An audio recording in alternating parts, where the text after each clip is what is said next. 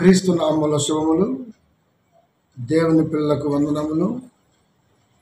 ఆదివారము ప్రకటించిన రీతిగా ఈ సమయంలో మాట్లాడుతున్నటువంటి అంశం ఆశా సాధనము నీవే. ఆశా సాధనము నీవే. ప్రియమైన దేవుని పిల్లారా, దేవుడికి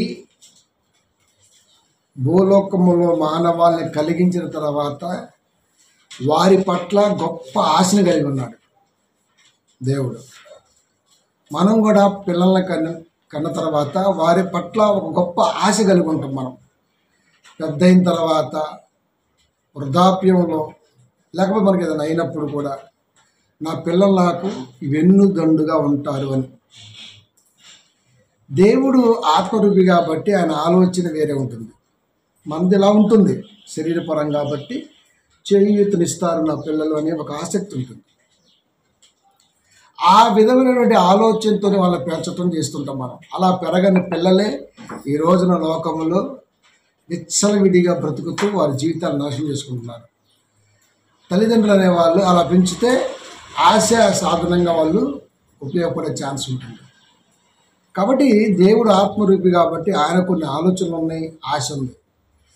ఆశ ఎలా ఉంటుందో మర్మంగా మెట్ల చాలా స్పష్టంగా ఒక వ్యక్తిని చూపించి మరీ చెప్పారు. పౌలు గారిని చూపించి ఏమన్నారు? అన్నయ్య ఆయనతో, ఇతను నేను వాడుకొనబోవు సాధనము, నువ్వు వెళ్ళు ప్రార్థన చేస్తారు అంతే, నేను వాడుకుంటా అని చెప్పాడు.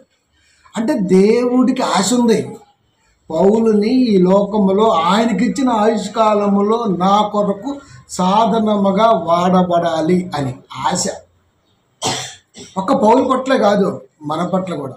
ఆ తర్వాత పౌలు గారు దేవుడి ఆశ ఎలా తీర్చారో 14 పత్రికలు, 14,000 మైళ్ళ కాలనడక, 15,000 మైళ్ళ ఓడ ప్రయాణం, వంట ప్రయాణం. వెనకాల చూసుకుంటే బైబిల్లో ఆయన కొరకు ఒక గ్రాఫే ఉంది. అంటే అంత దేవుడు ఆశని అంత జాగ్రత్తగా నిర్వర్తించాడు ఆయన. ఇప్పుడు మన పట్ల కూడా దేవుడికి అదే ఆశ ఉంది, ఒక సాధనంగా వీడు నాకు కావాలి అని. అది చాలామంది తిరగలేదండి ఈ రోజున. చర్చి అనగానే ఎప్పుడు చెబుతుంటా, చర్చి అనగానే టైం పాస్ అంతే, పోతే పోదాం. అందుకే మనం ఎప్పుడు కూడా చర్చిని ప్రారంభించేటప్పుడు వ్యాపార ధోరణి కాకుండా దేవుడి మాట చెప్పేంత గొప్పగా దీని మనసులోని ఆలోచనతో పనిచేస్తూ ఉంటాం. కాబట్టి పౌలు గారిని దేవుడు ఎలా వాడుకున్నాడో మనకు అర్థమైనప్పుడు మనం కూడా ఎలా వాడుకున్నాడో మనకు అర్థమైపోద్ది. కాబట్టి ఆయన ఆశ తీర్చే విధానంలో దేవుడికి ఎక్కడ కూడా మచ్చ తేని వ్యక్తిగా పౌలు బైబిల్లో మనకి కనబడ్డాడు.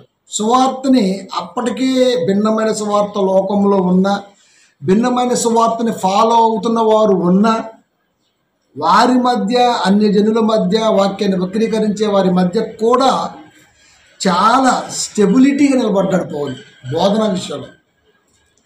ఇప్పుడు బైబిల్ మనకాడికి వచ్చిన తర్వాత చాలామంది కాపర్లు ఈ రోజున శరీరానికి మలిశారు బైబిల్ని. అక్కడ పెట్టాడు మొన్న కాకినాడ, విజయానికంటే 7 మెట్లు అంట. అది నేను బైబిల్లో చూపెడతా అంటాడు. 7 మెట్లు ఏంటి? జీవితాంతం విజయం కోసం ప్రాకులాడుతూనే ఉండాలి. విజయం అనేది ఒక స్టెప్ ఎక్కితే దొరికేది కాదు. ఒకవేళ నీకు ఒక స్టెప్ ఎక్కని దొరికిందంటే అది అక్కడితో అయిపోయింది, నీ విజయం అంతే. ఇంకా అది విజయం ఎలా అవుతుంది? విజయానికి హద్దులు లేవు, మెట్లు లేవు. అది విజయానికి 7 మెట్లు ఏంటి? లోకం వైపు చూడకు, అదే విజయం అంటాడు. మరి లోకంలోనే ఉన్నాం, లోకం వైపు చూడకపోతే ఎట్లా? పౌలు చెప్తాడు అది, నేను వాళ్ళతో సహవాసం చేయొద్దన్నాను, వీళ్ళతో చేయొద్దన్నాను.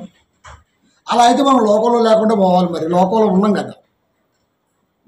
కాబట్టి విజయానికి 7 మెట్లు ఏంట్రా? ఎవడు విజయం సాధించాడు? ఇప్పుడు ఎవడు విజయం సాధించాడో లేడో వాక్యాన్ని బట్టి చెప్పాలి మనం. ఎప్పుడైనా వాక్యాన్ని ఆత్మ సంబంధమైన సంగతులు కాబట్టి ఆత్మ సంబంధంగానే ఆలోచన చేయాలి. శరీరానికి వాక్యాన్ని మలచకూడదు. అది మత్తయ్య గారిని తిరగేసి కళ్ళు పీకుతున్నా, ప్రభా నా కళ్ళు కాపాడు, నా దేహం నీరు గారిపోతుంది కాపాడు అని అడగల పేతురు గారిని. అపోస్తుల్లో 10 మంది మ్యాక్సిమంగా ఘోరమైన మరణమే చూశారు. ఆ మరణానికి వెళుతున్న వారు కూడా దీన్ని తప్పించను, దీని నుంచి విముక్తి కలిగించను వాళ్ళేమీ వేడుకోలే. మేము ఎప్పుడైతే క్రీస్తుని వెంబడిస్తున్నామో అప్పుడే డిసైడ్ అయిపోయాం. ఏమని? అది ఎదురైతే అంతే. అలాగని వాళ్ళు ఎదుటివాడి మీద దూషణలకు వెళ్ళా, ఎదుటివారి యొక్క భక్తి భావాల మీదకి వెళ్ళలా. నిజం చెబుతుంటే వారలేని తనం ఆ రోజుల్లో ఉంటే, నిజాన్ని చెప్పకుండా దాసి అబద్ధాన్ని ఈ రోజున ప్రబలిస్తున్నటువంటి కాలంలో మనం ఉన్నాం.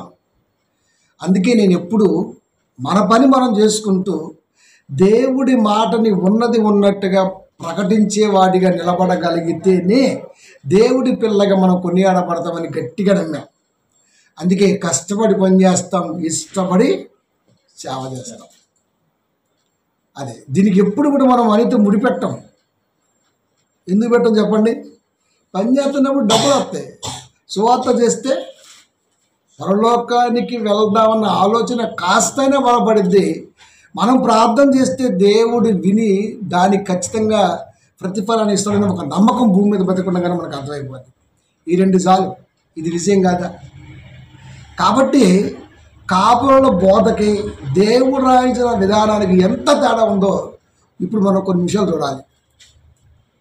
యెషయా గ్రంథము 52వ అధ్యాయము 7వ వచనం. యెషయా గ్రంథము 52వ అధ్యాయము 7వ వచనం ఎంత స్పష్టంగా ఉందో చూడండి. అందరి బైబిల్లో కూడా అలాగే ఉంటుంది, ఇబ్బంది లేదు. దేవుడు చెబుతున్నాడు, సువార్తను ప్రకటించుచు, సువార్తను ప్రకటించుచు. ఎంత స్పష్టంగా ఉంది. సువార్తను ప్రకటించుచు మనకు చెబుతున్నాడు. సువార్తను ప్రకటించుచు, సమాధానము చాటించుచు, సువర్తమానము చాటించుచు, రక్షణ సమాచారము ప్రకటించు అని పాదములు నా దేవుడు ఏలుచున్నాడు. అంతే. ఏమంటున్నాడు? దేవుడు మనల్ని ఏళ్తున్నాడు. దేవాది దేవుడు నా రాజు అంట మనం. నన్ను ఏలువాడు, నన్ను నడిపించువాడు, నన్ను కాపాడువాడు. ఇవన్నీ మనం చెప్పుకోవడానికి అర్హత దేవుడు చెబుతున్నాడు. సువార్తను ప్రకటించుచు అన్నాడు. సువార్తను ప్రకటించుచు, సమాధానమును చాటించుచు. సువార్తని ప్రకటించమన్నాడు, సమాధానాన్ని చాటించమన్నాడు. అంటే సువార్త ప్రకటనే సమాధాన ప్రకటన కాదా? సువార్తని చాటించుచు, అన్నము తింటూ, కూల్ డ్రింక్ తాగుతూ, జ్యూస్ కూడా అడుగుతూ, ఇది మనకు అర్థం కావాలంటే చికెన్తో అన్నం తింటూ, థమ్సప్ కోకోకోలా చిప్పేస్తూ, అడిషనల్గా జూన్ కూడా ఆఫర్ చేస్తూ, మరొక కర్డ్ రైస్ కూడా మనం ప్రిపేర్ చేయాలని ఆలోచన చేస్తూ, ఇవన్నీ మాట్లాడామనుకో, ఎక్కడికి వచ్చాయి ఇవన్నీ? తిండికాడికే. తిండిలోనే ఇన్ని ఉన్నాయి. అలాగని తిండి కాదు అది. తిండికి అడిషనల్స్ ఇవన్నీ కూడా. ఇప్పుడు అది మనకు అర్థమైతే హోటల్కి వెళ్తాం, పోనీ సాధారణ రైస్ తిందాం అనుకుందాం. బ్రదర్ డబుల్ ఎగ్ అంటాం మనం. అయిపోయిందా?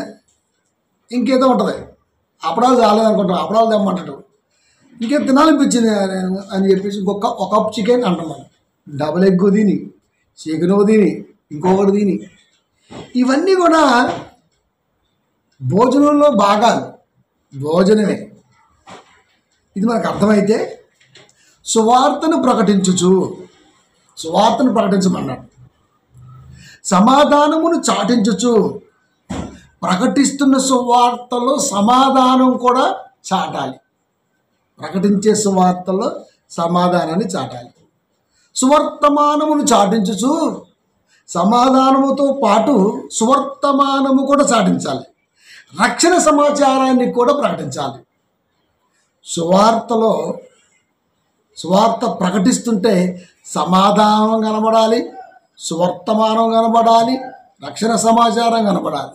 ఎవరికి? వినేవాళ్ళకి కాదు, వినేవాళ్ళకి ఏదైనా ఒకటే. అది దేవుడికి నిలబడ్డాడు సువార్త చెప్పడానికి. ఇప్పుడు వీడేం ప్రకటిస్తారో చూద్దాం. వీడు ప్రకటిస్తున్న ఈ ప్రకటనలో సమాధానం కనపడాల నాకు, అది రక్షణ కనపడాల నాకు, సువర్తమానం కనపడాల నాకు. కానీ సువార్తే జనం అదే అనుకుంటున్నారు. ఎందుకంటే సువార్థికుడు అనుంది అక్కడ. అది ముఖ్య ప్రసంగికులు, సువార్థికుడు పలానా XYZ. జనాలకి పోస్టర్ ద్వారా పలానా ఆయన సువార్థికుడు. కానీ దేవుడికి తను చెప్పిన మాట ద్వారానే ఆయన రికగ్నైజ్డ్ చేస్తాడు అన్నది వాస్తవం. మన సువార్త ప్రకటిస్తుంటే ఆ సువార్తలో సమాధానం కనపడాలి. ఇది ఆత్మీయంగానే వెళ్ళాలి సుమా. ఇప్పుడు మనోడు ఏం చేశాడు అంటే సమాధానం అనగానే దేవుడు మీకు సమాధానాన్ని ప్రాప్తించును గాక. దేవుడు ఎందుకు ప్రాప్తిస్తాడు? ఇక సమాధానం అంటే ఏంటి? ఇరువురి మధ్య సంధ్య. సమాధాన పడండి, గొడవ పెట్టుకోకుండా. గొడవ ఎందుకు వచ్చింది? ఇరువురి మనుషుల మధ్య గొడవని సద్దుమణిగింప చేయటం సమాధానం అయితే అది స్వార్థ కాదు కదా. అది సువర్తమానము అన్నాడు. సువర్తమానం అంటే మంచి మాటలు అంటాడు. మరి ఇవన్నీ మంచి మాటలు కదా. మళ్ళీ ప్రత్యేకించి మంచి మాటలేంది? ఇప్పుడు మంచిని దాక్కుంటేనే మంచిలో నేను అడిగేవానికి ఎలా ఉంటుంది అంటే ఈ మంచిది కాదనే అలాంటప్పుడు ఎందుకు తాగావు ఇలా ఉంటుంది. ఇక మూడోది రక్షణ సమాచారము. రక్షణ సమాచారం అంటే దేవుడిని కాసి కాపాడుతాడు. రోడ్డుకి అడ్డంగా నడిచినా, నిలువుగా నడిచినా, రోడ్డు మధ్యలో నడిచినా అని చెప్తే ఎట్లా? రూల్స్ ఉంటాయి, దాన్ని ఫాలో అవ్వాలి. అది కాబట్టి దేహానికి ఉపయోగపడేటట్టుగా దేహ సంబంధంగా మలచడం కంటే ఆత్మ సంబంధంగా చెప్పటమే మంచిది. దేహ సంబంధంగా చెప్పడానికి ఏమవుతాయి అంటే ఇదిగో ఇద్దరు గొడవ పడ్డారు, దేవుడి మాటతో మిమ్మల్ని సంధిపరుస్తున్నారు, సమాధానపరుస్తున్నారు, అమ్మాయ మరి గంటలో మళ్ళీ గొడవ అయింది. మరి సంధి సమాధానం ఏమైంది? అంటే దేవుడి మాట అక్కడ పని చేయలేదు, అది ఫెయిల్ అయిపోయింది. సో ఇలా చూసుకుంటూ వస్తే దేహపరంగా దీన్ని వాడటం కరెక్ట్ కాదు. నువ్వు ఆత్మీయపరంగా వాడావనుకో,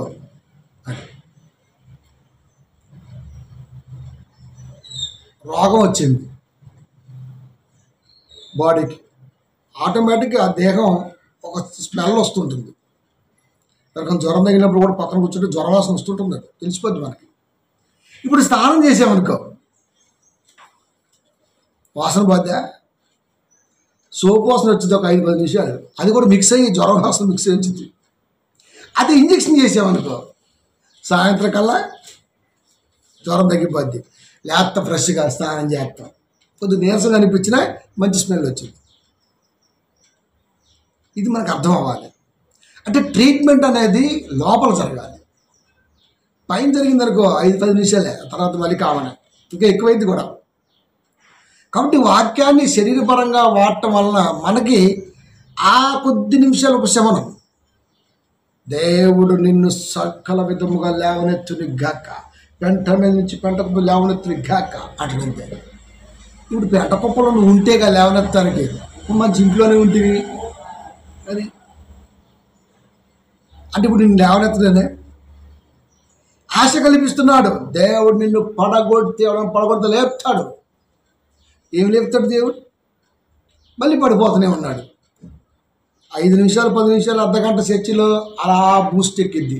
ఇంటికి వచ్చినాక మళ్ళీ ఏం ఉండదు. సాయంత్రం పూట కట్ల పోయే మళ్ళా కౌసు కోసం ఎతకాల్సిందే.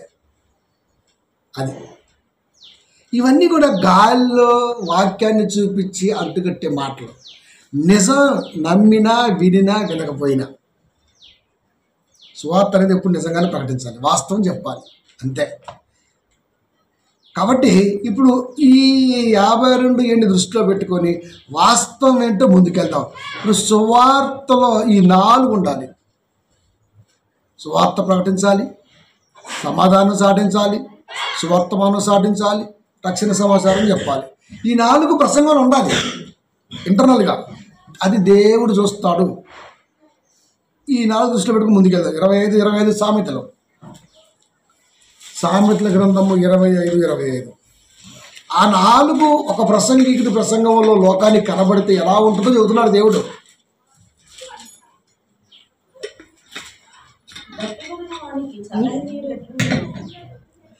దప్పికొనిన వానికి నీరు ఎట్లుండునో దూరదేశం నుండి వచ్చిన సమాచారము. బాగా దప్పికొన్నప్పుడు మనకి నీటిలో టేస్ట్ తెలీదు. ఏ నీళ్ళనివ్వండి, బాగా దాహం వేసినోడికి తొట్లో నీళ్ళు ముంచేసి తాగుతాడు. తెలుసా మీకు? మంచి గ్లాసు తొట్లో గబుక్కులు ముంచి ఇచ్చేస్తే థ్యాంక్స్ అని చెప్పి తాగేస్తాడు. అదే నువ్వు నీట్గా తయారయ్యి ఇంటికి వచ్చి కూర్చొని మనం కూర్చోబెట్టి మాట్లాడినప్పుడు కొంచెం వాటర్ ఇస్తే గ్లాస్ని ఇలా చూస్తాడు ఇట్లా. ఎందుకంటే వాడికి అవసరం లేదు, వాడికి దాహం వేయట్లా. కానీ మనం ఇచ్చాం మర్యాదపూర్వకంగా. వాడు దాన్ని అబ్జర్వ్ చేసి తిప్పుకుంటా మాట్లాడుకుంటా చూసుకుంటా ఒక సిప్ తేత లేకపోతే ఆడ పెట్టిపోతాడు. వాడికి అది అవసరం లేదు. కానీ మన ఇంటికి వచ్చాడు కాబట్టి మర్యాదగా మనం ఇస్తాం. అది మన మర్యాద. తాగొచ్చు తాగపోవచ్చు. తాగితే వాడికి దాహం వేసినట్టు, మనమే ప్రేమ ఉన్నట్టు. తాగపోయినా మనమే ప్రేమ ఉన్నట్టే. కానీ వాడు అబ్జర్వ్ చేసే విధానం చూసావా, అది అది చెబుతుంది మనకి వాడికి అది అప్పుడు అవసరం లేదు అని. అంటే ఆటోమేటిక్గా వాడి బాడీలో నీరు సరిపోని ఉంది, అంటే కొవ్వు ఎక్కువ ఉంది వాడికి, ఇంకోటికి అవసరం లేదు ఇంకా అని దేవుడు చెబుతున్నాడు. దప్పికొనిన వానికి ఎవడైతే సువార్త అంటే ఆసక్తి ఉంటుందో, ఎవడైతే చర్చి అంటే ఆసక్తి ఉంటుందో, ఎవడైతే వాక్యం అంటే ప్రేమ ఉంటుందో, ఎవడైతే వాక్యాన్ని మాత్రమే ప్రేమిస్తాడో వాడికి సువార్త ఎలా ఉంటుందయ్యా అంటే ఎడారిలో వయసెస్. అది ఎడారిలో చిన్న చుక్కనే చాలంటాడికి. ఇప్పుడు కడుపు నిండిపోయింది అనుకోండి, అదే నేను పాటలు పాడగలను, కడుపు నిండిపోయింది, నేను వాక్యం చదవగలను అని తప్పులే, కడుపు నిండిపోయింది అది. ఇప్పుడు వీడికి సువార్త అంత ఉండదుగా, అంత ఇంట్రెస్ట్ ఉంటుంది ఇంకా. అది నేను కూడా కొద్ది గొప్ప వాక్యం చెప్తా. ఎవడు మన అదే చెప్పిన అమ్మగారికి, భూమి మీద ఇప్పటి వరకు ఎవ్వడికి దేవుడి మాట అర్థమై సావల. Even with me. ఎప్పుడు విద్యార్థిగా ఉండి ఆ దేవుడు నేర్పినటువంటి ఆ జ్ఞానాన్ని మాట్లాడుకోవటమే తప్ప ఆయన గురించిన వివరణ ఎవరికి తెలియదు. ఎందుకంటే ఈ మధ్య సోషల్ మీడియాలో బాగా కొట్టేసుకుంటున్నారు. అది పరిశుద్ధాత్మ దేవుడు, ఈ మాట పరిశుద్ధాత్మ దేవుడికి సంబంధించింది కాదు. ఆ దేవుని ఆత్మ అంటే పరిశుద్ధాత్మ దేవుడు ఒక ఆయన అంటాడు, దేవుడి ఆత్మ అంటే దేవుడు అని ఒక ఆయన అంటాడు, దేవుని ఆత్మ అంటే యేసుక్రీస్తు వారు అని ఒక ఆయన అంటాడు. ఇప్పటికీ కొన్ని వందల సంవత్సరాలు అయినా ఇది తెగలా ముడిపల్ల. దీన్ని తెంచేవాడు కూడా ఎవరు లేడు. ఎందుకంటే దేవుని ఆత్మ అనగానే ఒక చోట పరిశుద్ధాత్మ దేవుడు ఉంటుంది, దేవుని ఆత్మ అనగానే ఒక చోట యేసుక్రీస్తు వారు కనపడతాడు, దేవుని ఆత్మ అనగానే ఒక చోట దేవుడు కనపడతాడు. కొన్ని రిఫరెన్స్లు కనుక వాటి దగ్గర రిఫరెన్స్లు ఉంటాయి, వీడి దగ్గర రిఫరెన్స్లు ఉంటాయి. కొట్టేసుకోవడం తప్ప ఉపయోగం లేదు. వ్యర్థ వివాదముల జోలికి వెళ్ళకుడి. ఎందుకంటే ఆ పదం రాస్తున్నటువంటి వ్యక్తి ఎవరో తెలుసా? గ్రంథకర్త కాడికి వెళ్ళాలి ఫస్ట్. నువ్వు దేవుని ఆత్మ అని ఉంది, ఈ గ్రంథం రాసింది ఎవరు? ఆ పలానా మోసే అనుకుందాం. మోసే దగ్గరికి వెళ్ళాలి. నాయనా మోసే గారు, ఈ పదాన్ని తమరు రాశారు కదా, ఇది పరిశుద్ధాత్మ దేవుడి గురించా లేదా దేవాది దేవుడి గురించా? మరి అప్పుడు క్రీస్తు లేడు కదా, అంటే క్రీస్తు గురించి కాదు. వాక్యం అంటేనే క్రీస్తు, రాయబడిన వాక్యం క్రీస్తు, రాయించింది పరిశుద్ధాత్మ దేవుడు, ఎవరి గురించి అని మోసేని అడగాలి. మోసే భౌతికంగా లేడు, ఇప్పుడు ఎవరిని అడగాలి? మోసే రాసిన పంచకాండాలు మోసే రాసిన, మరి మోసే రాయకముందు చరిత్ర ఉంది కదా, ఉంది. ఐగుప్తు చరిత్ర ఉంది కదా, ఉంది. మరి ఆ చరిత్ర కొన్ని వందల సంవత్సరాల ముందు ఉంది కదా, ఉంది. మరి ఆ చరిత్ర ఆధారాలు ఏంటి? మోసే రాయలేదు కదా. మోసే రాసిన కాడి నుంచి ధర్మశాస్త్రం అయితే, మోసే రాయని కాడి నుంచి కూడా లోకంలో ఒక ధర్మం ఉంది కదా. సో ఇంత వ్యర్థ వివాదాన్ని మనం కాంట్రవర్సీగా ఎవరెత్తాలి? అవసరమా? గోడుతూ పోయేదానికి గొడ్డల్లాగా ఎందుకు? సరే, మోసే పరిశుద్ధాత్మ దేవుడి గురించి చెప్పాడు, రైట్, తప్పేముంది? పోనీ మోసే దేవుడి గురించి చెప్పాడు, రైట్, తప్పేముంది? పోనీ మోసే రాబోతున్నా అని చూడలేని యేసుక్రీస్తు గురించి చెప్పారు, తప్పేముంది? దేవుడి గురించి ఎలా చెప్పింది? నేను చెప్పిన ఆహా, ఇప్పుడు నాకు పుల్ల కావాలి, ఇది ఇది ఏది అది? వాళ్ళ ముగ్గురు ఒకటి. మేము ఏకమై ఉన్నలాగున మీరు ఏకమై ఉండాలని మేము అనుకోవట్లా. మీరు ఎలాగ కోరుకోరు. యేసుక్రీస్తు ప్రార్థన, తండ్రి నా యందు నీవును నీ యందు నేను ఏకమై ఉన్నలాగునా వీరును మన యందు ఏకమై ఉండాలని నేను అనుకోవట్లేదు. ఎందుకంటే ఆ యదవలు ఉండరు. మానవ జాతి అనేది యదవ సంతతి, వాళ్ళు ఉండరు. వాళ్ళు ఈ వాక్యమందు ఏక మనసు గలవారే ఉండాలని కోరుకుంటారు. వాక్యాన్ని నమ్మితే ఆటోమేటిక్గా అన్నీ నమ్మేస్తారు. అసలు ముందు వాక్యాన్ని నమ్మడీడు. మా అయ్యగారు అలా చెప్పిండు, మా అయ్యగారు చెప్పడం అది కాదు. మీ అయ్యగారు చెప్పింది వాక్యం, నువ్వు వాక్యాన్ని నమ్ము. అయ్యగారితో నీకేం పని? అయ్యగారితో నీకేం పని? చెప్పిన మాట వాక్యములో అలా ఉన్నదా లేదా, ఆ కాలము, ఆ సందర్భము, ఆ గ్రంథకర్త మనసులో ఆలోచన ఎలా ఉంటుంది? అసలు నీకు ఎంత ఓపిక ఎందుకు ఉంటుంది? నీకు డ్రెస్ చేసుకోవడానికి అర్ధగంట పట్టింది. నేనైతే సిలక్కున్న షర్ట్ వేసుకొని వచ్చేస్తాను. అది తెలుసా? ఆడల కంటే ఘోరంగా మగవాళ్ళు డ్రెస్సింగ్ వేస్తుంటారు చర్చి కావాలంటే. ఆడింగేమారో అంటారు దాన్ని. ప్యాంట్ తీసామా, వేసామా, సొక్కా వేసామా, లాగేసుకున్నామా, వచ్చాము. అది అట్ట ఉండదు. ఇస్త్రీ పడతారు 100 రూపాయల ఇట్లా లైన్ పెట్టు. ఎందుకు ఏంది? ఎవరు చెప్తారు? ఒకటి చెప్పిన నేను, ఒరే నీ బాడీకి సూట్ అవ్వదురా, సూట్ అని చెప్పిన. మరి ఇంట్లో భార్యలో కొంతమంది ఉంటారు కదండి రాక్షసులు. సమాజంలో మా ఆయన ప్రభాస్ లాగా ఉండాలి. ప్రభాస్ ముసలోడు అయిపోయింది పాపం, సరే వేరే విషయం. నేనేమో మినిమం 1000 రూపాయలలోపే మన స్టిచ్చింగ్ చార్మినార్ చర్మాసు లోపల ఆడే కొనం, ఆడే కుట్టిస్తాం సూట్లు. ఇది మన పరిమేయం లేకుండా ఆడుకోబోయిండు. మొత్తానికైతే మొత్తం 11,500 అయింది. వేసుకుంటే శవానికి వేసేట్టు ఊగుతుంది గాలికి. 11,500 ఆడ, 800-900 రూపాయల సూట్ ఆడ. ఇప్పటికీ నా దగ్గర సూట్లు చెప్పు చెత్తకుండా ఉన్నాయి. మంచి క్లాత్ కింద కుట్టిస్తాం మనం. హెచ్చులు బ్రాండ్ ఏముండదు, చెప్పుకోవటమే బ్రాండ్. అది ఇలాంటి హెచ్చురోలు క్రైస్తవ్యంలో రోజు రోజుకి పెచ్చులు విరిగిపోతున్నారు. మనం ఏం చేస్తాం చెప్పండి? అందుకే డ్రెస్ ఎప్పుడు చీప్గా ఉండాలి. ఎందుకంటే ఎక్కువ కాలం వాడకూడదు. 6 నెలలు తీసేయాలి డ్రెస్ని. మనం 2 సంవత్సరాలు వాడతాం, అది వేరే మనమే కాబట్టి. కానీ నిజంగా డ్రెస్కున్న 6 నెలల్లో షర్ట్ ప్యాంట్ తీసి వేయాలంట. అది అందుకే చీప్గా నీట్గా ఉండాలి. 500లో ప్యాంట్ షర్ట్కి వచ్చేయాలి, అంతే. వచ్చేస్తే జాగదీర్ కొట్లో మొత్తం లెఫ్ట్ రైట్ మొత్తం అయ్యే పెద్ద పెద్ద బ్రాండ్లు. వెళ్ళిపోయావు అనుకో, షర్ట్ 150, ప్యాంట్ 250, 400 ఫినిష్. 6 నెలలు వేసుకోవచ్చు చెక్క. అది అప్పుడు మార్చుకోవడానికి అవకాశం ఉంటుంది. ఈ ఫోన్ కాస్ట్ 20,000 అనుకుందాం. 2, 3 ఏళ్ళు, 4 ఏళ్ళు, 5 ఏళ్ళు ఉండక మార్చేయచ్చు. టెన్షన్ అవసరం లేదు. 1,00,000 రూపాయలు అనుకో, మార్చలేం. అది రిపేర్కి ఇచ్చినా మనసు దదల, ఏం బీకేతరు లోపలని. కనుక ప్రియమైన దేవుని పిల్లరా, హెచ్చులు వెళ్ళిపోయారు. అలాంటి వాక్యం దప్పికొనవానికి అవసరమైన నీరులా ఉంటుందంట. ఎక్కిసం ఇచ్చిద్దే అట్లా ఉంటుందంట. అలాంటికి ఏం చెప్తాం మనం? పైగా ఇంకో డైలాగ్ వేస్తుంది, నేను ఎక్కడ వెళ్ళలేదండి మా ఏం చెప్పినట్టు, నేను ఎక్కడ వెళ్ళా. అసలు ఏ రోజు వాడు చర్చలు వాక్యం అంటూ అలాంటి మాట్లాడతాడు. ఇది ఎక్కడ విన్నట్టుందే, జ్ఞాపకశక్తి తక్కువ. అంటే వాస్తవాన్ని చెప్పడానికి కూడా వెనకడు. ఎందుకు చెబుతున్నానంటే, దేవుడు తన మాటని చెబుతున్న వాడిని పరీక్షిస్తాడు. రే జాగ్రత్త అని చెప్పాలి ఇక్కడ. అందుకు చెప్తున్నా, దప్పికొనిన వానికి నీరు ఎట్లుండునో, ఏ నీళ్ళని తాగేస్తాడు అంతే వాడు. అదే ముందు దాహం తీరాలా. వాడు దప్పికొన్నాడు, ఏ నీరని నీవు ఇందాక చెప్పినా, నువ్వు గావు నిలిచి తాగేస్తాడు అంతే. మనమే శాసనం తాగాం. అక్కడ తాగేందుకు ఎల్ఓసిలో భారత సరిహద్దులో పనిచేసే సైనికులను చూడండి, ఉరికి నీళ్ళు ఇట్లా తాగుతుంటారు వాళ్ళు.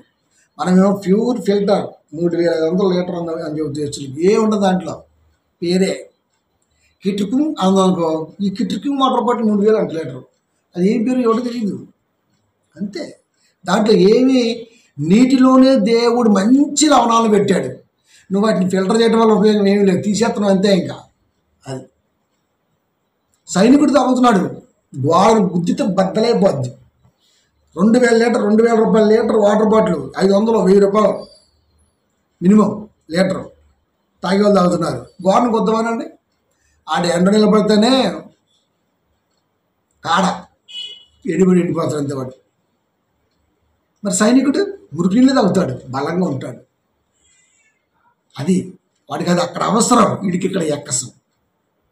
అది అందుకే సువార్త అనేది ఎలా ఉండాలి అంటే, దప్పి కొనిన వారికి నీరు దొరికితే వాడికి ఎంత ఆనందం ఉంటుందో, ఆసక్తి ఉన్నటువంటి వాడికి మంచి సువార్త దొరికితే అంత బూస్ట్ ఉంటుందని చెప్పాడు. ఇప్పుడు సువార్త ఎవరికి అవసరమయ్యా అంటే, ఆసక్తి ఉన్నవాడికి మాత్రమే ఉపశమనం లభిస్తుంది. టైంపాస్గా వాళ్ళకి ఎప్పటికీ వాక్యం రాదు. ఇలాంటి కాంట్రవర్సీలే నడుస్తుంటాయి. నిలబడి వాక్యం చెప్పాను, అందుకే చెప్తున్నాను, నా దగ్గర నిలబడి వాక్యం చెప్పు, నువ్వు లైన్ తప్పిస్తావని చెబుతా అంతే అన్నమాట. నేను అది అట్లా చాలా పెద్ద పెద్ద బోధకులు వేరే చోటకి వెళితే వాళ్ళు కన్ఫ్యూజ్ చేస్తే నన్ను పిలిస్తే నేను కూడా వెళ్ళి సరి చేసిన. అది నా పిల్లలు కూడా నాతో పాటు చాలామంది ఛాన్సర్లు వచ్చారు. గర్వంగా చెప్తాను, ఎందుకంటే దేవుడి కృప అలా ఉంటుంది మరి. కాబట్టి నాకు సువార్త ఎలా ఉంటుందా అంటే, దప్పికొన్న నాకు నీరు దొరికితే ఎలా ఉంటుందో నాకు సువార్త అలా ఉంటుంది. అలాంటి ఓడికి సువార్త అనేది ఎక్కితే వాటి ప్రకటనలో సువార్త ప్రకటన కనబడుద్ది, సమాధానం కనబడుద్ది, సువర్తమానం కనబడుద్ది, రక్షణ సమాచారం కూడా కనబడుద్ది. అంటే కోతి కోనంగి వేషాలు, మాయ మాటలు, పెట్ట కథలు, జోకులు లాంటివి వాడి ప్రసంగాలలో కనపడవు. అన్న కనబడ్డాయి అంటే వీడికి దాహం అయిపోయినా నీళ్లు తాగే టైప్ అనమాట. వీడి ఆ టైప్ గాడికి అది అలా ఉంటుంది.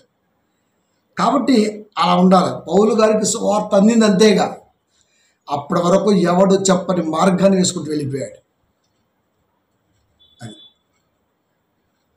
కాబట్టి సువార్తలో అది కావాలి. ఇక సువార్తమానం అంటే లోక 2:10 సువార్తమానం అని చదువుతున్నాడు. సువార్తమానం సాటించమంట. సువార్తమానం అంటే మంచి మాటల, ప్రభువు నిన్ను ప్రేమిస్తాడు, అది మంచి మాట. ప్రభువు నిన్ను ద్వేషిస్తాడు, ఇది చెడ్డ మాట. ప్రేమ ద్వేషాలు దైవాధీనం, వీడెవడు చెప్పడానికి?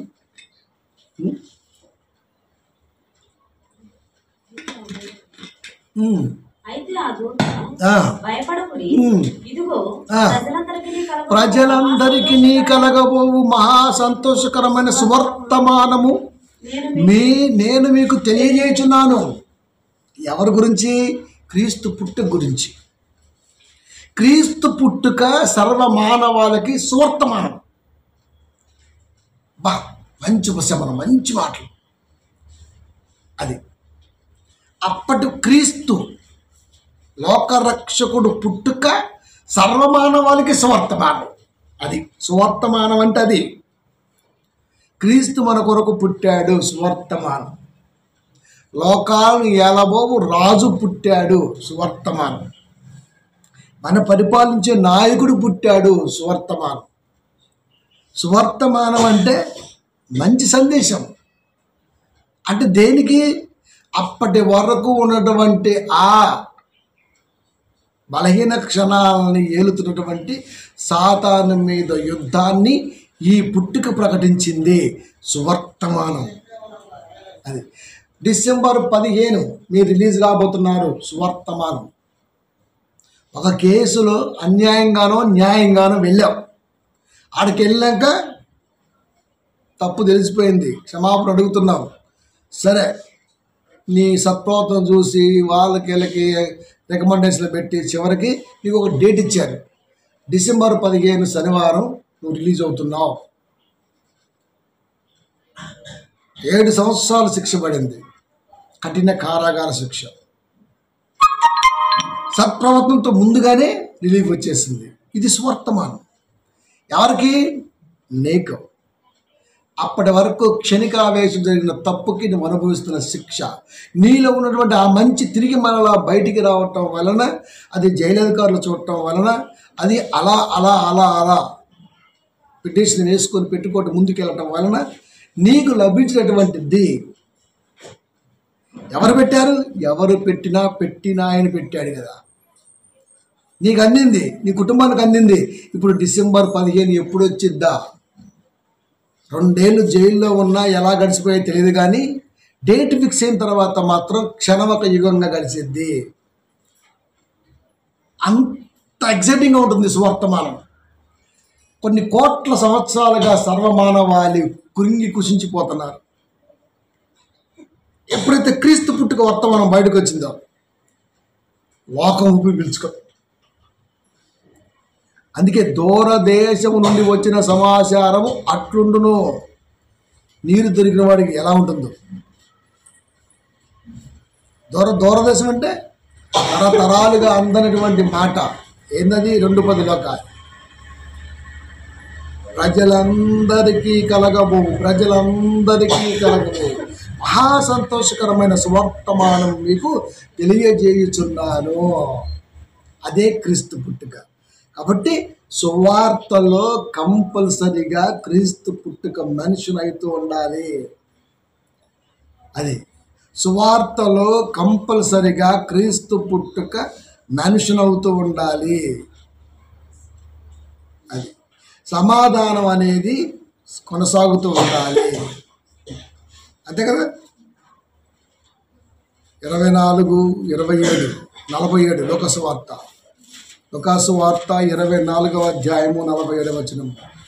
యెరూషలేము మొదలుకొని సమస్త జనములలో ఆయన పేరిట మారు మనసును పాప క్షమాపణయు ప్రకటింపబడునయు రాయబడుచున్నది. యెరూషలేము మొదలుకొని సమస్త జనములలో, యెరూషలేం బేస్ క్రీస్తు వారి పుట్టుకి. ఆయన పేరిట, ఎవరి పేరిట? క్రీస్తు వారి పేరిట మారు మనసును పాప క్షమాపణయు ప్రకటింపబడినయు. మారు మనసు, పాప క్షమాపణ అంటే రక్షణ. మారు మనసు దేవుని మాట ద్వారా మనిషికి అందేది. పాప క్షమాపణ రక్షణ. మారు మనసు రక్షణ. మార్పు లేని మనసుకు శిక్షణ అయితే మారు మనసుకు రక్షణ. పాప క్షమాపణకి రక్షణ. పాపంతో అలాగే వెళ్ళిపోతే శిక్ష. పాపానికి క్షమాపణ దొరికింది, రక్షణ.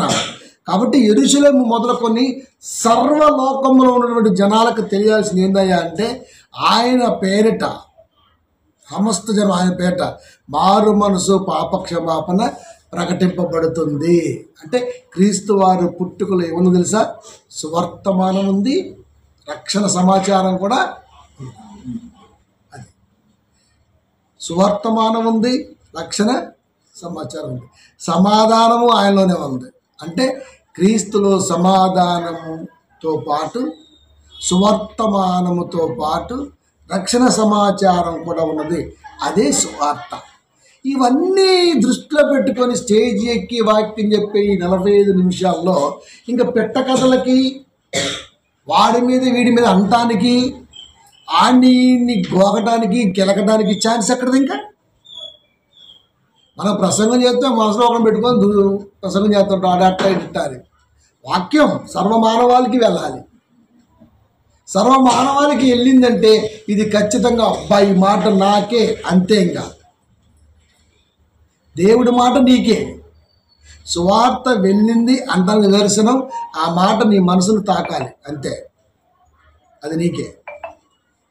కాబట్టి ఇప్పుడు మన దేవుని పిల్లరా, క్రీస్తు పుట్టుకలో సువర్తమానముతో పాటు రక్షణ సమాచారము కూడా ఉన్నది. అది ఇన్ని మిక్స్ అయ్యి ఉన్నటువంటి ఈ ఆత్మీయ భోజనములో ఇంకా వాడి మీద వీడి మీద సనగటాలు గురగటాలు ఇవన్నీ ఉండవు. ఇంకా మధ్య మధ్యలో పాటలు పాడుతుంటాడు అయ్యగారు. ఎందుకు? వీడికి అందదు. ఇప్పుడు ఒక పాట వేసుకుందాం అంటాడు, అంతే. వాడు ఎప్పుడు రెడీగా ఉంటా ఉంటాడు, ఎప్పుడు పాట వేస్తుంది లేదు కాబట్టి. ప్రసంగంలో పాటలు ఎందుకు? యేసుక్రీస్తు ప్రసంగం చెప్తే ఏడని కీర్తన పాడారా? లేదు. కీర్తన పాడుకుంటూ ఒలీవ కొండకు వెళ్ళి అక్కడ ప్రార్థన చేసుకున్నారు, దేవుడి మాటలు అందించుకున్నారు, వచ్చారు. దేవుడి మాట మధ్యలో పాటలు, ఇదంతా దుర్మార్గం చూడండి. మధ్యలో ఎలా ఉంటుంది చెప్పండి? ప్రసంగం వెళుతుంటే పాట ఎందుకు వచ్చింది నాయన? పాటలు అయిపోయినా కదా ప్రసంగం. ఈ జ్ఞానం కూడా రాదు. అయ్యగారు అయిపోతారు అంతే. వీడికి వాళ్ళు సపోర్టు. వీళ్ళంతా అర్థ జ్ఞానం, అర్థమెదడు. కాబట్టి సువార్తలో ఇంత జాగ్రత్త ఉంటుంది. యెరూషలేము మొదలుకొని, అక్కడెక్కడ కాదంట, మళ్ళీ యెరూషలేము మొదలుకొని సమస్త జనములలో ఆయన పేరిట మారు మనసు, పాపక్షమాపణ. అంటే అప్పటి వరకు లేదా? అప్పటి వరకు మారు మనసు ఏమో కానీ పాపక్షమాపణ అంటే తెలుసు వాళ్ళకి. పాపక్షమాపణ అంటే ఏటాట తొలుసూరు ఇవ్వాలి. అదే పాపక్షమాపణ. మోషే నియమించినటువంటి పండగల ఆచారాల్లో భాగాలుగా వెళ్ళిపోయాయి. కానీ క్రీస్తు పుట్టిన తర్వాత ఆయన పేరిట మారు మనసు ఉంది, పాపక్షమాపణ ఉంది. అది ఇప్పుడు జంతువు చేయాల్సిన అవసరం లేదు. నువ్వు మారు మనసు కలిగి ఉంటే చాలు.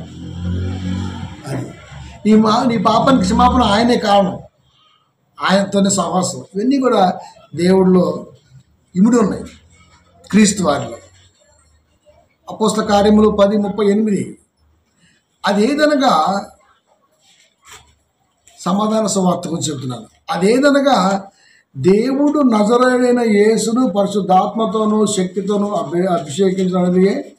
దేవుడు ఆయనకు తోడైనను కనుక ఆయన మేలు చేయొచ్చు. అపవాది చేత పీడింపబడిన వారందరినీ స్వస్థపరచు సంచరించుచుండెను. ఇది సమాధానం. ఇరువురు కొట్టుకుంటే, ఇందాక చెప్పిన ఫస్ట్, ఇరువురు కొట్టుకుంటే మధ్యలో వచ్చి సమాధానపరచడం సమాధానం కాదు. సమాధానం అంటే అపవాది చేత పీడింపబడిన వారందరినీ స్వస్థపరచుచు సంచరించుచుండెను. సువార్తను తీసుకొని అపవాది చేత పీడింపబడ్డ వాళ్ళందరూ ఎవరో తెలుసా? దేవుడి వారసులు. దేవుడికి ఎవరు కావాలి? దెయ్యానికి ఎవరు కావాలి? దేవుడికి తన ఉద్దేశాన్ని నిర్వర్తించేవాడు కావాలి. దేనికి ఎవడు కావాలా? దేవుని ఉద్దేశాన్ని నిర్వర్తించేవాడే కావాలి. ఆల్రెడీ వాడు లోకంలోనో లేకపోతే బైబిల్కి వ్యతిరేకంగానో లేదా దేవుడి మాటలు లేకపోతే తిరిగేస్తున్నాకో ఆడిని ఏమందాం. ఆడు ఆడింది ఆట, పాడింది పాట. ఆడి గురించి ఆలోచన లేదు కదా. మనోడే ఎడు తిరిగి వచ్చినా మన ఇంటికి వస్తాడు అంతే. అది దాని కాన్సెప్ట్. ఈడు కూడా మన ఇంటికి రావాలి. ఇటు మంచోడు. ఇప్పుడు సువార్త కొరకు ఈడు చర్చిలో వాక్యం కోసం నిలబడ్డాడు. ఇప్పుడు వీడు నాకు కావాలి. ఎవరో దేవుడు. వీడే నాకు కావాలి. ఎవరో దెయ్యం. ఇద్దరు సూప్ ఉంది, లెఫ్ట్ రైట్. మనకు తెలియదు. మనమేమో బయలు ముందు తీసుకొని చూస్తున్నాం. అమ్మాయి నేను దేవుని పెట్టిన మనం అనుకుంటున్నాం. అదే ఏమంటుంది? రారా చర్చి దాటి బయటికి రా, నీ రూట్ చూపిస్తా అని. అది చర్చి దాటిపోయినా సరే కాపురు చెప్పిన మాట నీ మనసులో నిలబెట్టుకుంటే నువ్వు నా బిడ్డవని ఏనా? ఈ రకరకాలుగా ఉంటుంది. ఈ పోరాటంలో గెలిపి ఎవరిదా అంటే నువ్వు గెలిపించింది ఎవరిదో. అది కాబట్టి దెయ్యానికైనా దేవుడికైనా ఎవరు కావాలి అంటే సువార్త మీద మక్కువ గల వారు.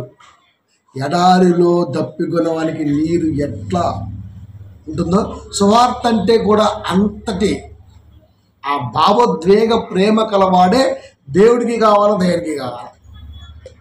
అది దేవుడికి కావాలి, దేనికి కావాలి. ఇప్పుడు ఇద్దరికి ఒకలే కావాలి. నేను దేవుడికి కావాలి, దేనికి కావాలి. ఇప్పుడు నేను ఏం చేయాలి? అంతే. ఫస్ట్ నిలబడతా దేవుడి కొరకు. ఏదైనా సరే నేను వాక్యం కొరకు కారు ఎగరేస్తా బ్రదర్. నాకు అప్పుడే అర్థమైంది,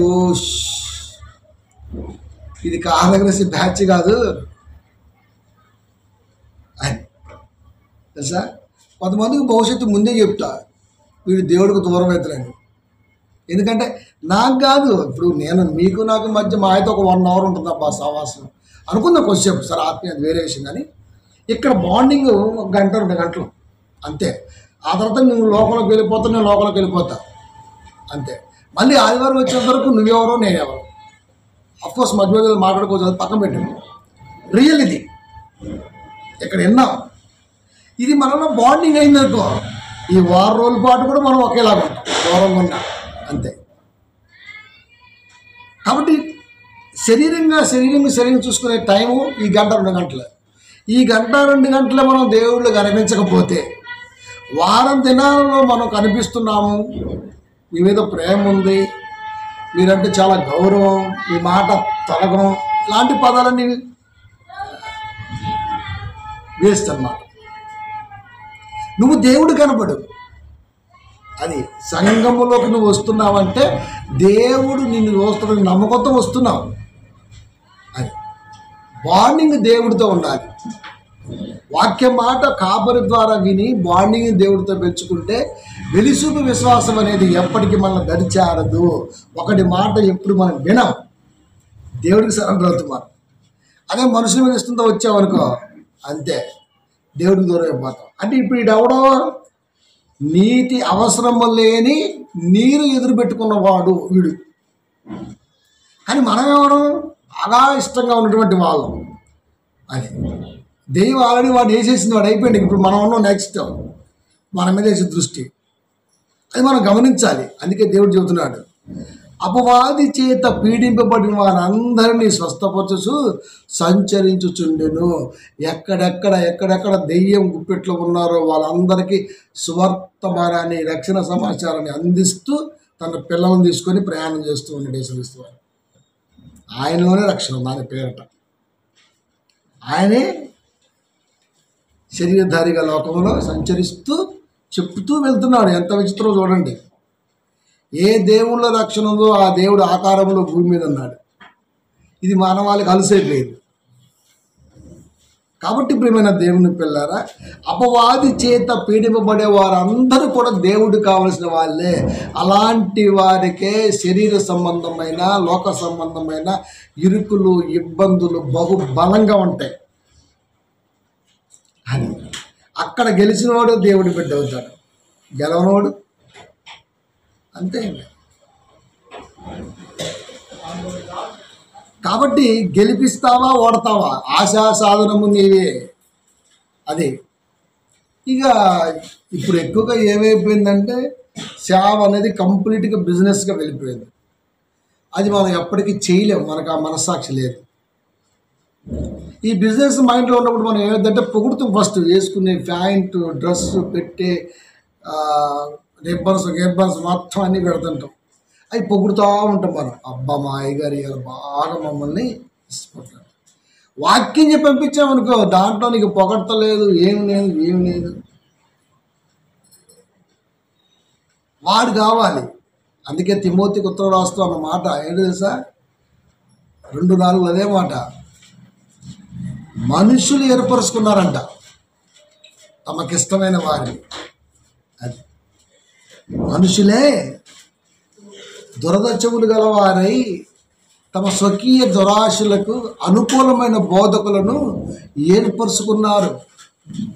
కాపరనేవాడు సంఘానికి అనుకూలంగా ఎప్పుడు మారుతాడయ్యా అంటే, కాపరనేవాడు లోక సంబంధమైన ఆశాజీవి అయితే ఖచ్చితంగా సంఘం సరెండర్ అవుతాడు. ఉన్నది చెప్పడానికి ఎందుకు?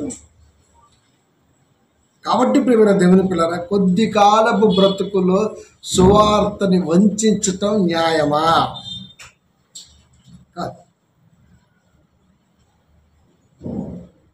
కాబట్టి అపవాది చేత పీడింపడేది ఎవరంటే దేవుడికి ఉపయోగపడే పిల్లలు లోకంలో ఉన్నారు. వాళ్ళని ఎలాగైనా సరే కోట్ల మంది కాపాడుతుందని చెప్పట్లేదు దేవుడు. ఒక్కళ్ళని రక్షించి చాలు. 99 గొర్రెలు ఉన్నా ఒక గొర్రె తప్పిపోతే దాని కొరకు వెళ్ళాడు ఆయన. అది అంతే. కాబట్టి సువార్త రక్షణార్థంలో నువ్వు రావాలన్నది, సాతాను పీడిత బాధ నుంచి నువ్వు రక్షింపబడాలంటే ఖచ్చితంగా నీకు సువార్త అందే తీరాలి. ఆ సువార్త కట్టుకథలతో లేనిదై ఉండాలి. సుమా 14:6 ప్రకటన 14:6 ప్రకటన. అప్పుడు మరి యొక్క దూతను చూసితని అతడు భూనివాసులకు అనగా ప్రతి జనమునకును ప్రతి వంశమునకును ఆయా భాషల మాట్లాడే వారికి నిత్య సువార్త తీసుకొని ఆకాశ మధ్యమున ఎగురుచుండెను. ప్రకటన గ్రంథం అనేది భూత భవిష్యత్తు వర్తమాన కాలకు సంబంధించింది కాబట్టి రూపకలంకారం ఎక్కువగా కనబడుతుంది కాబట్టి, అంటే ఇలా ఉంటే ఎలా ఉంటుంది ఒక ఊహ. అదే ఈ రోజున సినీ ఫీల్డ్కి మంచి అసెట్ అయింది. సీజే వర్క్ కానీ, విఎఫ్ఎక్స్ కానీ అవన్నీ కూడా అలా 10 తలకాల పాము ఉంటుంది. నిజంగా ఉండదు, 10 తలకాల పాము. 10 తలకాల గుర్రం ఉంటుంది, 10 తలకాల నీటి ఏనుగు ఉంటుంది, లేకపోతే 2 తలకాల నీటి ఏనుగు ఉంటుంది. ఇవన్నీ ఉంటే ఎలా ఉంటుంది? సంభ్రమాచార్య మనకి ఇవన్నీ కూడా అక్కడి నుంచి తీసుకున్నాడు. ఎందుకంటే రూపకలంకారం. పెన్ను మాట్లాడితే ఎలా ఉంటుంది? నిజంగా పెన్ను ఎందుకు మాట్లాడితే కానీ మాట్లాడితే ఎలా ఉంటుంది? నవ్వుకోవచ్చు. అట్లా దేవుడు చెబుతున్నాడు, ప్రతి జనమునకును ప్రతి వంశమునకును ఆయా భాషలో మాట్లాడే వారికి నిత్య సువార్త తీసుకొని ఆకాశ మధ్యమమున ఎగురుచుండెను. నాన్నగారు చెబుతున్నారు, యేసుక్రీస్తు శిష్యుడు. ఒక దూతను చూశా, భూనివాసులకు అంటే ప్రతి జనానికి ప్రతి వంశానికి ఆయా భాషలు మాట్లాడే వారికి, అంటే కంప్లీట్ గ్లోబల్ ఈ విశ్వం మీద మానవాళికి ఒక దూత ఏం చేస్తున్నాయంటే నిత్య సువార్త తీసుకొని ఆకాశ మధ్యమాన ఎగురుతుంది. నిత్య సువార్త అది ఎప్పుడు దేవుడి మాటలు చెప్పే వాడు. దూత అంటే రాయబారి, అది దూత అంటే కాపరి. కాపరు అనేవాడు నిత్య సువార్తను చేతబట్టుకొని వాడు ఖచ్చితంగా వాడి పరిసర ప్రాంతాలలో వాడికి సంబంధించినటువంటి ఆ పరిధిలో నిత్య సువార్త వెదజల్లేవాడిగా కనబడాలి. నిత్య సువార్త ఎప్పుడూ సువార్త అందించేవాడిగానే ఉండాలి. ఎక్కడున్నారు ఈ రోజున కాపర్లు? అసలు నిత్య సువార్త ఎక్కడుంది ఈ రోజున? ఆశీర్వాద పండుగలు, నిత్య సువార్త లేదు అన్నింటిలో. పండగలే 4-10 గణత. మీరు పండగలు, కాలాలు, మాంసాలు, అబ్బాబాలు, మాసం ఆచరిస్తూ వ్యర్థులైరి. పాత నిబంధనలోనే నాకు పండగలు అంటే ఇష్టం ఉండదు ఆయన అని చెప్పాడు. పండగ అంటే అర్థం ఏంటి? ఇల్లు గొల్ల, జేబు గొల్ల. 2 నెలలు కష్టపడి సంపాదిస్తే 2 గంటల్లో షాపింగ్ మడాస్. నీ కష్టం అంతా షాపింగ్ మాల్లో చూస్తున్నాడు, రారా అని. అంతే. 2 నెలలు రూపాయి వెనకాలేసి, తినాలనిపించిన నాన్ వెజ్ని పక్కనేసి, తాగాలనిపించిన టింకును కొబ్బరి పక్కనేసి, రూపాయి పక్కనేస్తే రానే వచ్చింది ఒకటి దరిద్రం. ఇప్పుడు షాపింగ్కి వెళ్తాం, ఆ 15,000 20,000 సాలవి ఇంకా సరిపెట్టుకుంటాం. పైగా ఏమంటాం, సరిపోయా అంటాం మనం. 2 నెలలు తిని తినక దాచిన డబ్బు 2 గంటల్లో ఏసీలో నిన్ను వేసి పడేసాడు. ఇంటికి వచ్చి ఏముంటుంది, ఇంకా పండగ వెళ్ళిన తెల్లారి మళ్ళీ ఇంట్లో గోంగూర పచ్చడి ఉండదు. అది నాకు అందుకని పుట్టినరోజులైనా పండగలైనా దరిద్రం అప్పు అనిపించింది నాకు. అవి చేసుకొని చూస్తుంటే నాకు, మీరు నమ్మండి, సర్రమని వండి నేను చేయని పిల్లకాలకు తెలుసు మీకు. అయితే వాళ్ళే వస్తా ఒక 1 కిలో కేక్, అది కూడా నేను ఎప్పుడో లేకపోతే అట్లా పడుకుంటా. డాడీ కేక్ తెచ్చిన అమ్మగారికి వెళ్ళి పిల్లగా సంతోషం లేదు. లేచిన కట్ చేసి ప్రార్థన చేసి పడుకుంటా. తిన్న కూడా తిన్నాం. ఏముంది, నాకు ఇష్టమే చేయాలండి. పిల్లలకి ఒక డ్రెస్ కొని పెడదాం, ఇంత చేద్దాం, వాళ్ళకి పిద్దాం, చేసాం. కానీ మెచ్యూరితనం వచ్చిన తర్వాత మళ్ళీ అక్కడే ఉండలేము, ఇంకా ముందుకెళ్దాం. దీనివల్ల ఉపయోగం ఏంటి? కొత్త డ్రెస్ వచ్చింది, సంతోషం. ఒక కేక్ వచ్చింది, 10 మందికి అన్నం పెట్టాం, సంతోషమా, హ్యాపీ. 2 గంటల్లో క్లోజ్ అయిపోయింది. అట్ట 4 సార్లు, 4 × 4, సంవత్సరానికి 4 ఇవి. పెళ్లి రోజు ఒకటి అడిషనల్. మళ్ళీ యేసుక్రీస్తు పండుగలు ఒక 4, జనవరి, క్రిస్మస్, ఈస్టర్, గుడ్ ఫ్రైడే, మొత్తం 9. 12 నెలల్లో 9. అదే ఇద్దరు ప్రకారం ఉంటే, మరి 3 ఉంటే 10. 9 లేక 10. ఈ 10 వెకేషన్స్కి ఎంత ఖర్చు చెప్పండి? మన సంపాదన ఎంత, మనకు వచ్చేది ఎంత? అందుకే పిల్లలకు చిన్నప్పుడు నేర్పాలి. అది కాదు నాన్న ఇది. ఆ వేరే పిల్లల దగ్గర ఖర్చు పెడదాం.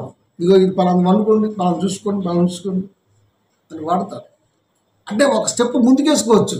చేసుకోవద్దని కాదు, మనకు ప్రతిరోజు పండగే. ఆదివారం వస్తే పండగ మనకి. తగ్గించటం, ఇది పెంచుకుంటా పోతే ఏదో ఒక రోజున తిరగబడ్డప్పుడు, కరోనా లాంటివి వచ్చినప్పుడు, ఏమీ లేనప్పుడు అప్పుడు చెయ్యి. 10,000 రూపాయలు పెట్టి పుట్టినరోజు దమ్ముంటే. ఇప్పుడు ఏం లేవండి, అలాగే ఉండు, వాడొద్దానండి. అందుకే సామెత ఒకటి ఉంది, ఎచ్చులు కట్టిన బర్రె అంటే ఏళ్ళగా వచ్చిందంట. అది ఎప్పుడు చేయొద్దు. పిల్లలు పెరుగుతుంటే వాళ్ళ మెచ్యూరిటీ మైండ్తో పాటు వాళ్ళ తలంపును కూడా పెంచుకుంటూ పోవాలి. ఇప్పుడు చరణ్ బడ్డ జరిగింది, ఏం చేయాలి, వాడికి డ్రెస్ కూడా వల్ల వాడికి నేర్పుతున్నా. రేపు ఫ్యూచర్లో మీకు ఏదైనా ఎదురైతే ఇలా స్టాండ్గా ఉండాలి. బట్టలు దేవంతరం పోయి ఇలా పోయి అలా తెచ్చుకోవచ్చు, అలా వేసుకోవాలా. ఉన్నప్పుడు ఉండేటట్టుగా, లేకపోతే అడ్జస్ట్మెంట్, ఇవన్నీ పిల్లలకు నేర్పాలి మనం. అప్పుడు వాళ్ళ భవిష్యత్తుకి మనం ఇచ్చే భరోసా అదే. చదువు నేర్పాము, సరిపోయిందా? ఇవి నేర్పాలి. అందుకే నేను పెద్దగా వాటిని తీసుకొని నేను చేయలట్టు ఇష్టంలా కాదు, వాళ్ళకి నేర్పటం అవసరం. అలా నేర్పటం వల్ల వాళ్ళ భవిష్యత్తులో ఏదైనా సరే, ఏదో ఒక రోజు వాళ్ళు స్ట్రగుల్ ఫేస్ చేస్తే వాళ్ళు ఆ స్టాండ్ తీసుకుంటారు. అది గుర్తొస్తుంది, ఏమైతే పని వదిలే అంటారు అంతే.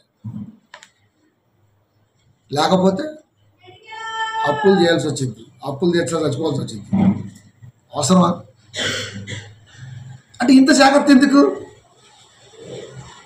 దేవుడి మాట ఉంది కాబట్టి ఇంత జాగ్రత్త. లేకపోతే అది ప్రతి జన్మునకును, ప్రతి వంశమునకును, ఆయా భాషలు మాట్లాడే వారికి నిత్య సువార్త తీసుకొని ఆకాశ మధ్యమమున ఎగురుచుండెను. నిత్య సువార్త ఎప్పుడు కూడా సువార్త ఇలా తీసుకెళ్లే ఆలోచన కలిగి ఉంటే పెట్ట కథలు చెప్పే ఆలోచన కానీ వచ్చి ఉండదు. ఎదుటివాడి మీద వ్యంగ్యస్త్రాలు సంధించే అవసరత ఉండదు. కాపరికి కావలసిన వాడు ఇలాంటి వాడు. అది ఇలాంటి వాడే కావాలి కాపరికి. సంఘం అంటేనే అది లాస్ట్ మాట. ఇంతకీ ఆ దోత ఎవరో కాదు, మనమే. 12:3 దానియేలు గ్రంథము. బుద్ధిమంతులైతే ఆకాశ మండలములోని జ్యోతులను పోలిన వారై ప్రకాశించెదరు. నీతి మార్గమును అనుసరించి నడుచుకున్నట్లు ఎవరు అనేకులు త్రిప్పుదురో వారు నక్షత్రములు నిరంతరము ప్రకాశించెదరు. ఆకాశ మధ్యమమున ఉండేది ఎవరై అంటే జ్యోతులు. వాళ్ళు ఎవరై అంటే మనం. నిత్య సువార్త అంటే కల్తీ లేని సువార్త, స్వచ్ఛమైన సువార్త.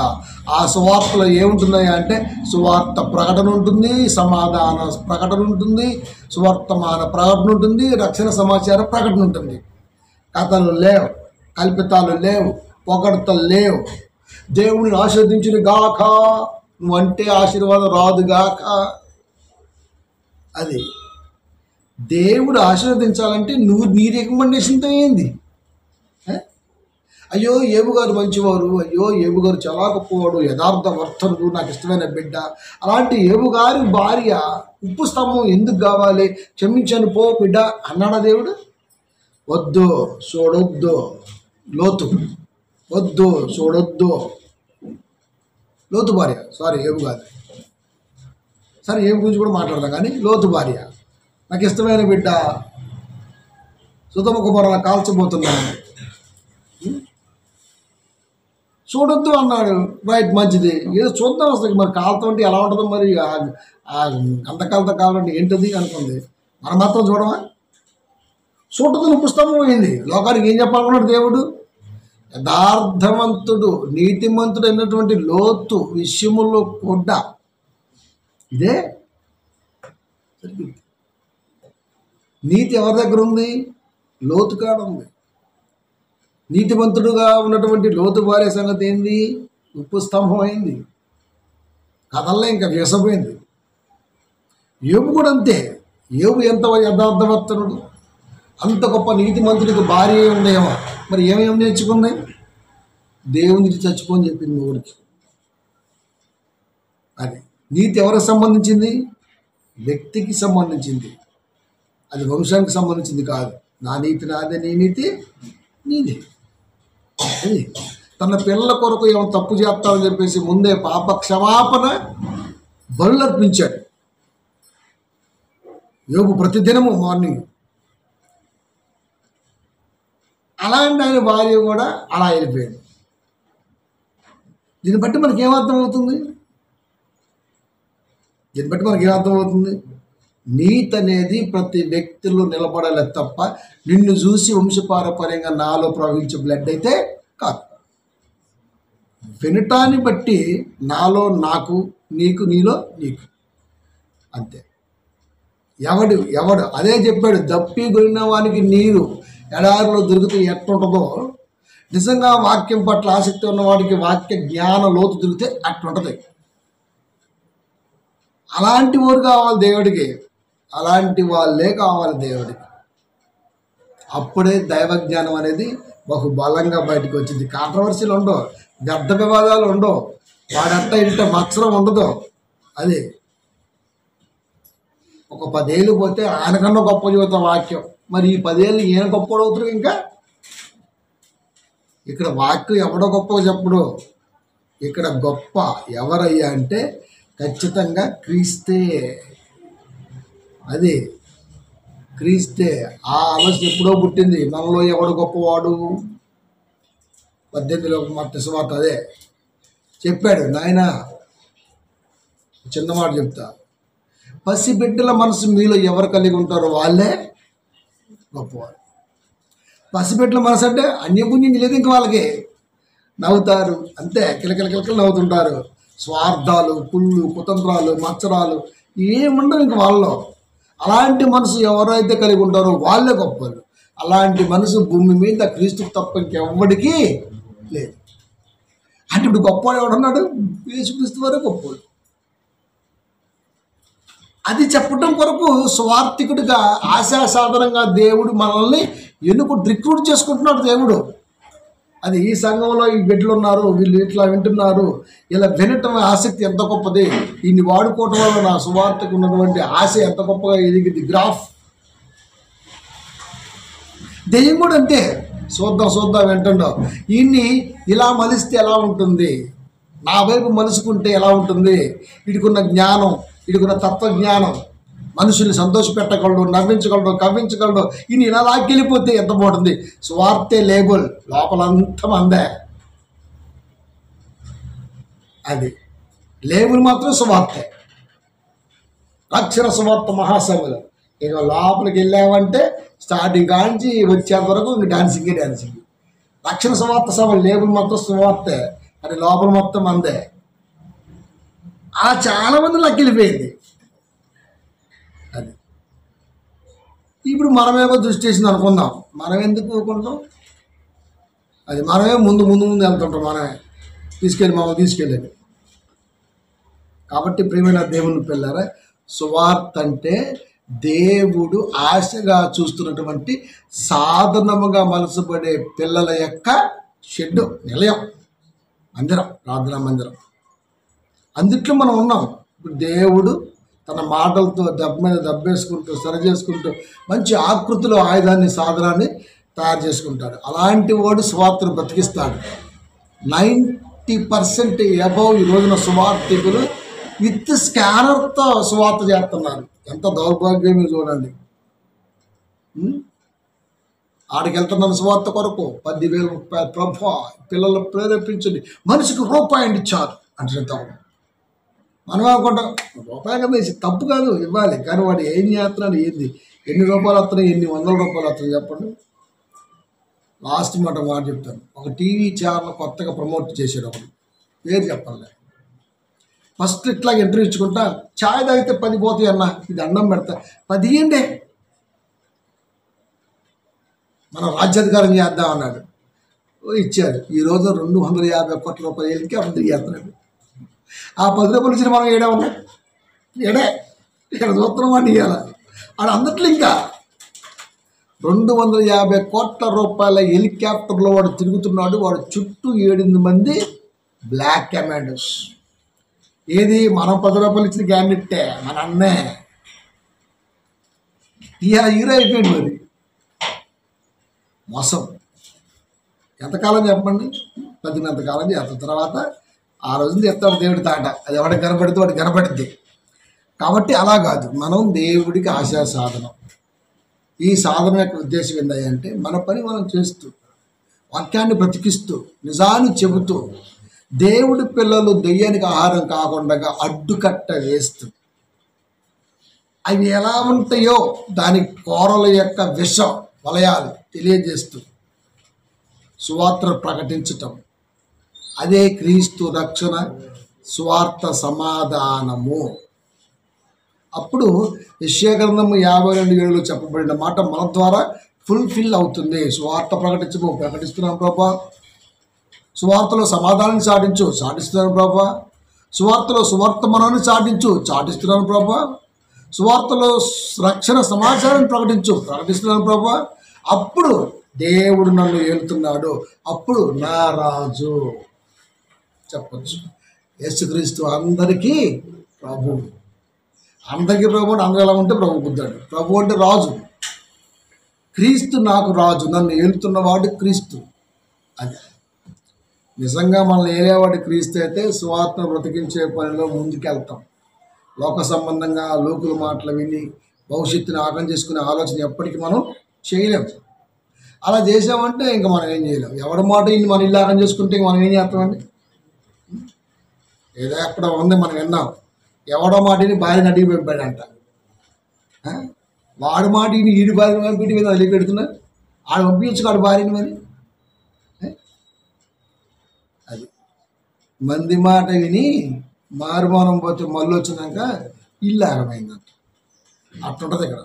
కాబట్టి దేవుని పిల్లారా, మనుషుల మాట వినుట కంటే, మీ మాట వినుట కంటే దేవుడి మాట వినుటే మాకు శ్రేష్టం. అది కాబట్టి సువార్త అనేది దేవుడు మన మీద పెట్టుకున్నటువంటి ఆశను బ్రతికించే సాధకులుగా ఉండటానికే ఈ మందిరమే తప్ప ఇట్స్ నాట్ బిజినెస్ స్టోర్. అది కాబట్టి సువార్త ఎప్పుడు కూడా సువార్తను బ్రతికించే మందిరంగానే ఉండాలి తప్ప దీంట్లో మరి ఏది పని చేసినా సరే ఆడిని పిలిచి మరి నరకంలో పెడతాడు. ఆ నరకం ఎలా ఉంటుందో ఆడికి తెలిసిద్ది, పోతే మనకు తెలిసిద్ది. పోయిందాక ఎవరికి తెలియదు కాబట్టి విర్రవీగుతున్నాడు. తెలితే ఎప్పుడు నేల నాకేవాడి.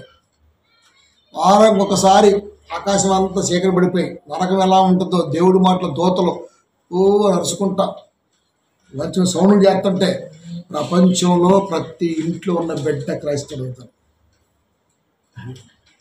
కనబడ్డం వినబడదు, ఈ దృష్టికి ఆనందం. కాబట్టి నరకం ఉందా తెలియదు, దేవుడు ఉన్నాడా బైబిల్లో ఉంది కానీ నిజంగా తెలియదు. పోతే ఏమవుతావు తెలియదు అన్న దానిలోనే ఏదో తెలుసుకోవాలి అన్నది ఉన్నది అని నేర్చుకోవాలని గ్రహించాలి. నీకు ఏబిసిడీలు వచ్చా? రావు అంటే అర్థం ఏంటి? ఏబిసిడీలు ఉన్నాయా అది ఎప్పటికీ ఉన్నాయి. ఇండైరెక్ట్గా నీకు ఏబిసిడీలు వచ్చి, నీ డ్రైవింగ్ వచ్చా అని అడిగాం, నాకు రాదు అంటే డ్రైవింగ్ అంటూ ఒకటి ఉందని, అది నీకు రాదని నీకు తెలుస్తుంది.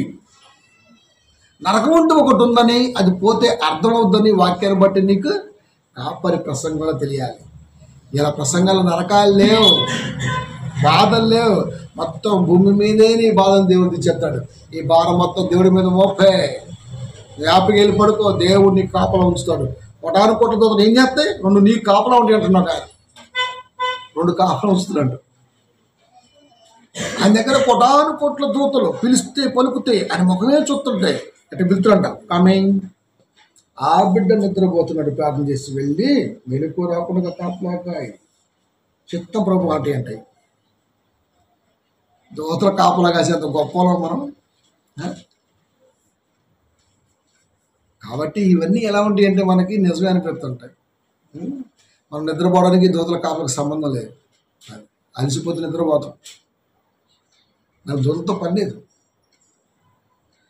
కాబట్టి దేవుని అంత తక్కువగా చేసి, అంత చిన్నవాడిగా చేసి మరీ మాట్లాడటం అనేది కాపరికి బట్ట మంచిది కాదు.